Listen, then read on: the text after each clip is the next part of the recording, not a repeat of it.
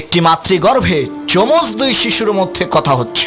একজন আরেকজনকে বলছে, তুমি কি প্রসব পরবর্তী জীবনে বিশ্বাস করো? তখন দ্বিতীয়জন বলল, অবশ্যই বিশ্বাস করি। প্রসব পরবর্তী জীবনে আমরা বিভিন্ন ধরনের সুস্বাদু খাবার খেতে পারবো, খুব সুন্দর সুন্দর পোশাক পরতে পারবো, রং বেরঙের ফুলের ঘ্রাণ নিতে পারবো, বিচিত্র ধরনের জীবজন্তু, পশু পাখি আর মানব জাতিকে দেখতে পাবো, আর সবচাইতে বড় কথা, আমরা সেখানে আমাদের মাকে দেখতে পাবো। তখন প্রথমজন বলল, আরে বেটা বেকুব, মা বলতে কিচ্ছু নাই।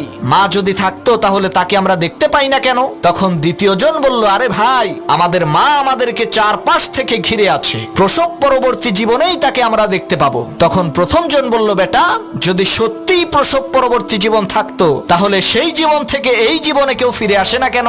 শোনো মুসলমান, আমি কোনো মাতৃগর্ভে থাকা শিশুর গল্প বলছি না, আমি বলছি আমাদের সমাজে থাকা কিছু শিশু মস্তিষ্কের কাফের আর নাস্তিকের কথা। তারাও ঠিক একই ধরনের প্রশ্ন করে থাকে।